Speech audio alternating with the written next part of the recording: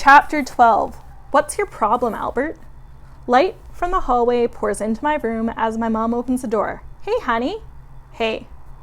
I came in to check on you. You seem very quiet at dinner tonight. Something going on?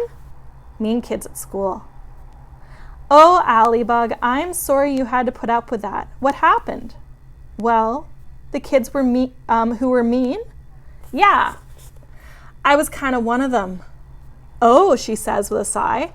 I'm surprised by that, Allie. Tell me what happened. Those girls that came into the Petersons that time, well, they asked me to have lunch with them. I sat at their table, but then they started being mean to this kid named Albert about his clothes. I look up into her eyes, and I went along with it. I feel bad about it. My mom brushes my forehead with her fingertips. You're not a little girl anymore, Allie, so it's not too soon to decide what kind of person you want to be. Of course, I know what kind of person you are, and I love you for it. She kisses me on the forehead. You made a mistake, everyone does. Just do your best to make it right. That's all. The words, I'm sorry, are powerful ones. Yeah, okay. I'll make it right with him. That's my girl, she says, kissing my forehead one more time before leaving. The next morning at school, I am wondering how I can make things right with Albert. I'm drawing a pigeon weeding in my sketchbook. I don't know that Kesha is standing behind me. You drew that? I move my arm to cover it. Why would you cover it? If I could draw like that, I'd be putting a commercial on TV about it. Thanks, I mumble. I don't know why I'm embarrassed, but I am. Keisha sits in her chair as I stare at her head full of thin braids, thinking it must take 3 days to do all that. So beautiful. I just love it. Not like my boring hair that just hangs there. I reach out to touch her hair. She turns towards me all of a sudden. What are you doing? Oh, sorry, there was a mosquito. Sometimes I can't believe the things I do. It's like my arm has its own brain. Uh-huh, Keisha says. Just then, Albert walks in and he looks upset. I want to be able to tell my mom that I made things right with him, so I go over.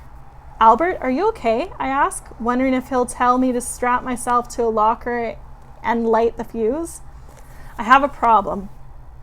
I'm sorry about the cafeteria thing, I blurt out. His eyebrows rise. That didn't bother me. No need to apologize. It didn't bother you at all to have a table full of people making fun of you? You're kidding. Why would I be kidding, he says. Can it be that he really doesn't care what people think of him? We just stare at each other. If that didn't bother him at all, and this new problem really does, then it must be really bad. Maybe it has to do with the bruises he has all the time. Can I help? I ask. No offense, but I don't really think so. Okay, I mumble. It's just a problem that I can't get out of my head. I feel like I won't be able to relax until I find the answer. Do you want to talk about it, I say? I know sometimes when I have a problem, I talk it out with my brother or mom. Even if I don't find the answer, I feel better anyways. Well, he says. I wait. I've just been wondering, if an insect is flying inside a moving train, is it traveling faster than the train itself? And if the insect flies in the opposite direction that the train is moving in, is it then traveling more slowly than the train? Obviously, if the fly is on the wall, it is moving at the same speed, as long as it isn't walking. But the movement within the movement is a puzzle to me. Oh.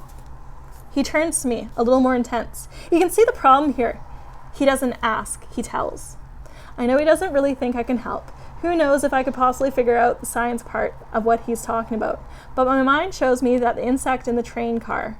It's a dragonfly with brilliant greenish-blue wings and tiny goggles over its eyes. The car is old with dark wood walls and green curtains, like it from Grandpa's Westerns, and the people have old-fashioned clothes. I see them like they're with me now. Some of the men are sleeping. One is waving a dragonfly off with a newspaper, not even noticing its tiny goggles. Ladies with the most beautiful dresses sit there too.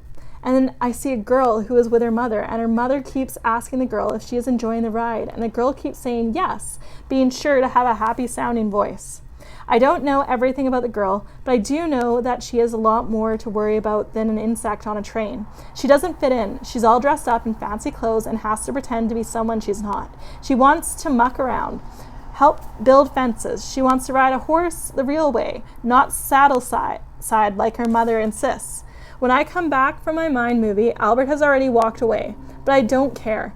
I can't help thinking about the girl on the train and how she feels. Like she wants to do so much, but she's held back, and it makes her feel heavy and angry, like she's dragging a concrete block around all the time.